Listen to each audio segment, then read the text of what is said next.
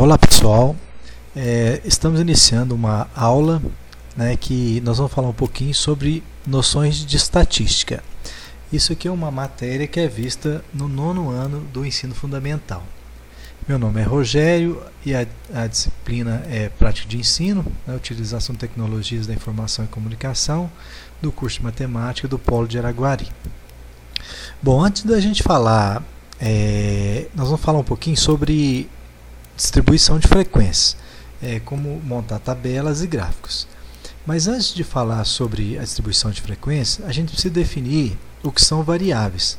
Então, variáveis são as características que a gente mede. Então, por exemplo, a altura de um indivíduo é uma variável, o peso, nome, então são variáveis que nós vamos utilizar para montar os gráficos e as tabelas.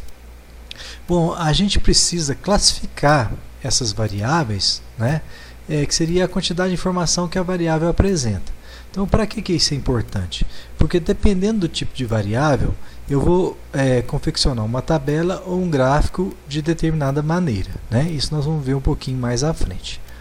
Bom, então as variáveis, elas são divididas em qualitativas, que estão relacionadas com atributos, qualidades, e as quantitativas, que a gente chama de intervalares, que são resultados geralmente de contagens ou medições.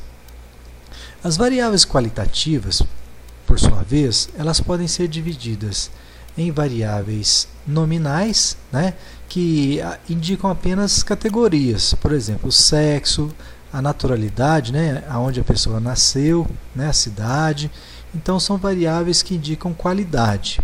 E também essas qualitativas, elas podem ser ordinais, que têm uma ordem. Então, por exemplo, classe social. Então tem pessoas que são da classe A, da classe B e da classe C. Então a gente acredita que quem é da classe A tem um maior poder aquisitivo, ou seja, tem mais dinheiro do que quem é da classe B ou da classe C. Então a gente tem uma ordem envolvida aqui. Então essas são as variáveis qualitativas. E existe um modo da gente colocar essas variáveis em tabelas e gráficos que nós vamos ver. Bom, e as variáveis quantitativas, elas podem ser discretas, que as discretas elas podem assumir apenas alguns valores. Então geralmente valores inteiros, por exemplo, número de filhos, número de gols marcados numa partida. Então a gente chama isso aí de variável discreta. Eu não posso ter meio gol numa partida, Eu vou jogar basquete, número de cestas, eu não posso ter meia cesta. Então a gente geralmente considera isso aí como variável discreta, são números inteiros. E tem as variáveis contínuas, que são quantitativas contínuas. Teoricamente, elas podem assumir infinitos valores, no intervalo. Então, por exemplo, a temperatura, a velocidade, geralmente a altura, peso, a gente considera como variáveis quantitativas contínuas. Bom, mais alguns exemplos, Então, por exemplo, de variáveis qualitativas. Você tem diabetes? Sim ou não? Então a resposta é sim ou não. Então eu tenho uma variável qualitativa.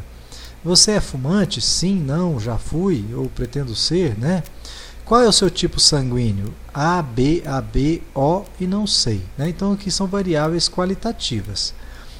Aqui são nominais, porque mesmo o tipo sanguíneo, não quer dizer que o tipo O é melhor que o tipo A ou que o tipo B. Então não tem uma ordem aqui. Simplesmente representam qualidades. E as quantitativas, que a gente já falou um pouquinho, discreta e contínuas, As discretas, por exemplo, número de filhos, número de dentes presentes na boca. E as contínuas, como a gente falou, pode ser altura, peso, idade, temperatura corporal. Então são variáveis que podem assumir, teoricamente, qualquer valor dentro do intervalo. Bom, então como a gente faz a distribuição das frequências? Quando a gente tem variáveis qualitativas, a gente trabalha principalmente com frequências. Quando a gente coleta os dados, a gente faz um questionário ou conta, ou coleta dados de pesquisas, a gente tem o que a gente chama de dados brutos. Quando a gente coloca esses dados em ordem, a gente faz uma ordenação do menor para o maior, a gente já tem dados elaborados. Bom, geralmente quando a gente trabalha com variáveis qualitativas, a gente apresenta nas tabelas o que a gente chama de frequência absoluta, né, que a gente vai chamar aqui de FA. O que é a frequência absoluta? É o número de vezes que aparece, nós vamos mostrar mais à frente, né? Então é o número de vezes que aquela categoria apareceu. A frequência relativa, o que eu vou fazer? Eu vou pegar a FA dividido pela soma de FA. Esse símbolo aqui significa somatório, ou seja, eu vou somar todas as frequências. É como se fosse o total, né? Então eu vou dividir o FA pelo total. Então tem uma relação em relação ao total, né? Aqui eu tenho uma fração aqui, né? Uma relação. E eu vou encontrar a frequência relativa. E eu posso achar também a frequência percentual, que é dada em porcentagem, né? Então eu vou pegar essa frequência relativa e multiplicar por 100. Então quando eu trabalho com variáveis qualitativas, são essas frequências que a gente calcula e apresenta os dados. Então vamos ver um exemplo. Ó. Então, tabulação das variáveis qualitativas. Então, por exemplo, eu fui lá numa pesquisa para ver os recém-nascidos em determinado hospital em relação ao sexo deles, né? Então, o FA seria a frequência absoluta. Então, quantos indivíduos nós pegamos? 456 é o número total de indivíduos. Desses indivíduos, 249 são do sexo feminino, 207 são do sexo masculino. E o total, 200. Então, esse aqui é o somatório da FA. O que é a frequência relativa? É o FA dividido pela soma de FA, igual nós mostramos anteriormente, né? O FA dividido pela soma do FA, eu tenho a frequência relativa. Então, se eu pegar 249 dividido por 456, eu tenho essa frequência relativa, que significa 0,54. Se eu pegar 207 e dividir por 456, eu tenho a frequência relativa, que é 0,45. Tá? Se eu somar a frequência relativa, ela tem sempre que dar um valor 1. Ela vai fechar em 1. Né? Bom, agora isso aqui às vezes a gente não consegue entender bem. Então o que eu faço? Eu multiplico isso aqui por 100. Então quando eu multiplico a frequência relativa por 100, eu tenho a frequência percentual ou a frequência em porcentagem. Né? Então eu posso olhar aqui, ó, que nessa amostra minha de 456 crianças, né, são os recém-nascidos, 54,61% eram do sexo feminino e 45,39% do sexo masculino. Né? Então a gente pode dizer que a maioria, como é mais de 50%, é do sexo feminino. Tá? E também lembrar que quando eu somo a frequência percentual, isso tem que dar 100%. Bom, então isso aí é um modo, né, da gente apresentar as variáveis qualitativas. Bom, para as variáveis quantitativas, depende do tipo de mensuração que eu tenho. Se for discreta, eu posso fazer semelhante ao que eu fiz com as variáveis qualitativas, né? Fazer uma tabela e colocar a frequência absoluta e relativa. E depois a gente vai ver um pouquinho, a gente vai apresentar, eu posso apresentar esses dados em gráficos, né, que a gente chama de histograma, mas não vamos ver mais para frente. Ou gráfico de barras, se forem poucos valores. E a contínua, eu preciso agrupar esses dados para visualizar melhor, né? Para melhor visualização, porque senão eu não consigo, são muitos valores e fica difícil de olhar cada um. Então o que a gente faz? A gente coloca isso aí em grupos, nós vamos mostrar como fazer isso aí. Tá? Bom, então isso aqui também a gente vai fazer tabela de frequências e geralmente a gente usa o histograma para representar os dados das variáveis contínuas. Bom, então aqui nós temos um exemplo de um conjunto de dados, né? Se a gente olhar aqui, ó, contar todos esses valores, então eu tenho 40 residências aqui e o número de pessoas que moram nessas residências, né? Então eu fui lá entrevistei uma casa lá, tem 4 pessoas que moram nessa casa, essa outra aqui também 4, nessa casa tem uma pessoa que mora, nessa aqui tem 6 pessoas, aqui tem 8 e assim por diante. Então eu fui lá, eu avaliei 40 casas, né, residências, e perguntei quantas pessoas moram em cada residência. Então, se eu apresentasse esses dados aqui, ó, fica um pouco confuso, né? A gente não consegue tirar uma informação concreta disso. Então, o que é a melhor maneira de fazer? É colocar esses dados aqui em uma tabela, né? Então vamos ver como a gente vai proceder para fazer isso aqui, ó. Então aqui eu tenho os dados, né? E tenho o número de pessoas nas casas, ó. Então eu vi que eu tenho casas com uma pessoa, eu tenho casas que tem 2 pessoas, com 3 pessoas, 4 pessoas, 5 pessoas, 6 e 8, né? Então nós vamos montar essa tabela. Então quantas casas que tem uma pessoa? Ó, eu tenho uma casa. Então isso aqui é a frequência absoluta, né? Isso aqui depois a gente vai ver um pouquinho que é a frequência acumulada, que eu vou somando. Isso aqui é a frequência percentual. Então, se eu pegar e dividir, que a gente viu agora há pouco no slide anterior. Se eu dividir 1 por 40, eu tenho 2,5%. Então, o que significa? Que do total das 40 residências que eu tenho, 2,5% tem apenas um morador, né? Bom, com 2, eu tenho 1, 2, 3. Então, tem 3 indivíduos, né? O que é acumulada? Se eu pegar 1 mais 3, eu vou ter 4. Então, eu posso dizer que nas residências que tem no máximo 2 pessoas, eu tenho 4 residências. E a frequência percentual dela representa 7,5, ou seja, 3 dividido por 40 vezes 100 dá 7,5. Então, 7,5% das casas tem 3 moradores. E a gente foi fazendo assim por diante, né? Então eu vou somando a quantidade de casas aqui, né? Ó, com 4 moradores. Então eu tenho 13, né? Se eu pegar 10 mais 3, 10 mais 13, 23. E eu tenho 32% do total das casas com 4 moradores, né? Opa, eu falei errado aqui. Aqui é com o número de pessoas nas casas, né? Aqui, ó, eu tenho 11 residências com 5 moradores, né? Então, isso aqui representa 27,5% do total. E assim por diante. E a gente tem com 8, né? Então, a gente concluiu a nossa tabela. Então, vamos explicar de novo, ó. Então, das 40, apenas uma residência tem uma pessoa só que mora, né? Representa 2,5% do total. Do total de residências, o que tem mais aqui, a maior frequência, é esse aqui, ó, que tem 4 moradores. Então, a gente pode dizer que a maioria das residências tem 4 moradores, que é o número de pessoas aqui, né? Isso representa 32%. Ó.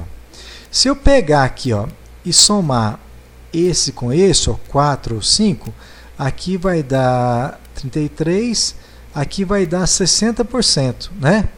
Então, 60% das casas aqui, ó, tem entre 4 e 5 moradores, tá? Então, dessa maneira aqui, ó, fica muito mais fácil da gente ver os dados do que quando a gente fez, do que quando os dados estavam lá no início, né, todos desagrupados. Então, por isso que é importante a gente colocar os dados em tabela, né? Então, hoje a gente vê em revistas, jornais, é muito mais fácil ver essa informação em tabelas de gráfico que já está pronta. Bom, as variáveis quantitativas, igual eu falei para vocês, fica difícil colocar isso aqui numa tabela seguindo os dados um a um, né? Então, veja, são muitos valores e valores muito próximos. Então, o que nós temos que fazer? Nós temos que colocar esses valores aqui em classes, né? Nós temos que agrupar em classes. Então, eu vou mostrar para vocês como montar essas classes aqui, ó. Bom, as classes, então, são essas classes aqui, né, que vai de 38 a 43,5, né? Nós temos os limites das classes, né? Então, a gente chama disso aqui limite inferior e aqui o limite superior. Então, essa classe vai de 38,5 até 43,5, né? O número de classes que nós temos aqui, ó, 1, 2, 3, 4, 5 classes, né? Amplitude do intervalo de classe. Então, essa amplitude aqui, ó, é essa diferença, essa distância. Então, se eu pegar 43,5 menos 38,5, eu tenho uma amplitude de 5. Se eu pegar 48,5 menos 43,5, eu também tenho uma amplitude de 5, e assim por diante. Então, isso que a gente chama amplitude de classe, né? Amplitude da amostra, amplitude total da amostra, seria a diferença de eu pegar o maior valor menos o menor. Então eu tenho uma amplitude dos meus dados, eu vejo uma variação de quanto a quanto esses dados estão indo, né? E o limite inferior da primeira classe foi esse que a gente montou. Então eu preciso saber, conhecer todas essas informações que a gente mostrou para montar esse intervalo de classe aqui, tá? Bom, então o que eu preciso? A primeira coisa é organizar os dados em ordem crescente, né? Então a primeira coisa, eu vou calcular aqui a amplitude, né, da amostra. Então eu vou pegar o maior valor, que seria 60, menos o menor valor. Então deu uma amplitude de 19. Eu vou determinar então o número de classes que eu tenho. O que eu posso fazer? Uma das maneiras é eu tirar a raiz do número de valores. Então, como eu tinha 20 valores naquele meu conjunto de dados aqui, ó, se eu somar aqui eu tenho 20 valores aqui, se eu tirar a raiz desses 20, eu tenho o que eu chamo de K, que é o número de classes. Então aqui vai dar aproximadamente 5. E qual que é a amplitude da classe que eu mostrei para vocês lá, ó, que era esse valor menos esse? Eu tenho uma amplitude. Então essa amplitude das classes vai ser esse Czinho que a gente está calculando. Então eu preciso do A, que é o máximo menos o mínimo, que é a amplitude total, dividido pelo K, que a gente achou por essa formulinha aqui, ó, menos 1. Então vai dar aproximadamente 5. Tá? Então eu achei a amplitude de classe. Então o que está faltando agora? Calcular o limite inferior da primeira classe, que seria aquele 38,5. Então para calcular isso eu vou pegar o menor valor da minha amostra, que é 41, menos o C, que eu achei que é 5, dividido por 2, que vai dar 2,5. Então esse valor aqui, ó, deu 38,5. A partir daí é só eu pegar e somar a amplitude de classe, que eu vou montando a minha tabela, né? Então eu vou pegar aqui, ó, 38,5, que foi o limite inferior da primeira classe que eu encontrei. Se eu somar 5, eu tenho esse valor aqui, ó, 43,5. Aí eu pego esse valor e repito aqui, ó. Aí eu vou somar 5 de novo, né, 48,5. Eu repito aqui. E assim por diante. E quantas classes eu vou ter que eu tenho que montar? Eu achei aqui, ó. Eu vou ter aproximadamente 5 classes. Então eu tenho que fazer isso aí até inteirar 5. Então eu tenho 1, 2, 3, 4, 5 classes. Então é assim que eu monto a minha tabela. E como que eu calculo essas frequências aqui, ó? Então vamos voltar lá naquele slide dos números. Agora eu posso calcular, ó, entre 38,5 até 43,5, quantos valores eu tenho? Ó, eu tenho o 41 e o 42 que estão nesse intervalo. Então eu tenho 3 valores de 38,5 a 43,5. Então eu venho aqui, conto e escrevo aqui, ó. Quantos eu tenho de 43,5 até 48,5? Eu tenho 1, 2, 3, 4. Então são 4 valores. E assim por diante. Então eu vou contando até montar a minha tabela. E no final, se eu somar todos esses valores, vai ter que dar o número total de dados, que é 20, que são esses dados que estão na tabela. Tá? Bom, então é assim, para variáveis quantitativas, a gente monta essa tabela dessa maneira em classes, que a gente chama, ou agrupado. Bom, uma coisa então foi montar as tabelas, né? Depois, então, o que nós temos que fazer? Colocar esses dados em gráficos, também, que seria uma maneira da gente ver os dados, né? Então, esses dados aqui é aquela primeira tabela que eu mostrei para vocês dos recém-nascidos. Então, tinha 249 masculino e 207 feminino, né? Então, aqui eu montei o meu gráfico aqui, eu coloco aqui a legenda e aqui a quantidade, né, de frequência. Então, eu procuro colocar a barra do mesmo tamanho aqui, né? E eu monto aqui a frequência absoluta está no eixo do y, né? Então a gente chama isso aqui de gráfico de colunas, seria um modo de apresentar aqueles dados também em gráfico. Aqui em relação ao número de pessoas das residências, né? Então a gente viu lá a tabela de frequência e agora então eu posso colocar isso aqui num gráfico, né? Então o que eu tenho aqui, ó? Com um morador eu tinha apenas uma residência, né? Com 2 eu tinha 3 residências e assim por diante, ó. Então aquela tabela que a gente colocou de frequências do número de moradores na residência, a gente pode montar isso aqui num gráfico, Tá? Então a gente já vê, igual a gente já olhou lá, que as casas, a maioria das casas, né, tinham 4 moradores, e se eu pegar 4 com 5 aqui, ó, a maioria delas, né, 60%, tem 4 ou 5 moradores. Né? Então às vezes o gráfico fica mais fácil de visualizar do que tabela. Isso a gente pode definir, colocar gráfico ou tabela na hora de apresentar os dados, né? Então vai depender da quantidade de informação que eu quero mostrar.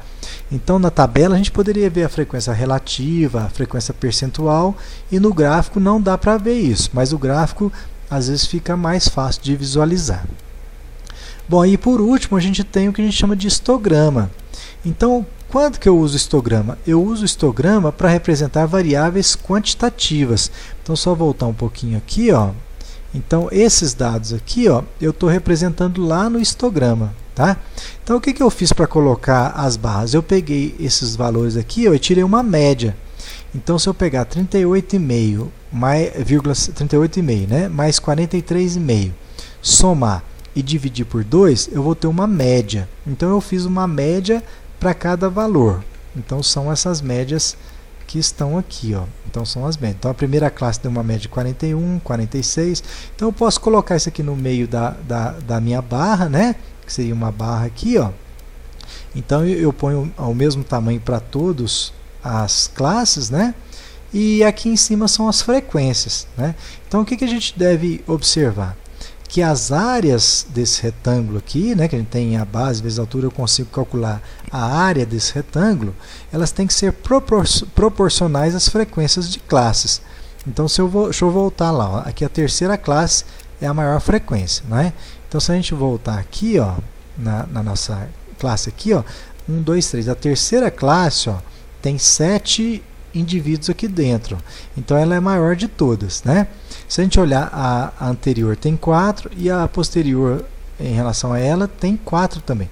Então, praticamente essa classe aqui, ó, ela tem o dobro de indivíduos do que as duas subsequentes, né? Então, quando a gente olha o histograma, quando a gente fala que as áreas são proporcionais às frequências de classe, a gente tem que observar isso. Então, se eu observar essa terceira classe aqui, ó, ela tem praticamente, a área aqui é praticamente o dobro dessa e praticamente o dobro dessa, né? Então, as áreas estão representando as verdadeiras frequências absolutas que a gente observou, tá? Bom, pessoal, então a nossa aula era essa, né? Então, o objetivo era para explicar, representar os dados em tabelas e gráficos e mostrando que quando a gente coloca os dados em tabelas e gráficos, fica mais fácil de visualizar. Então, até a próxima aula.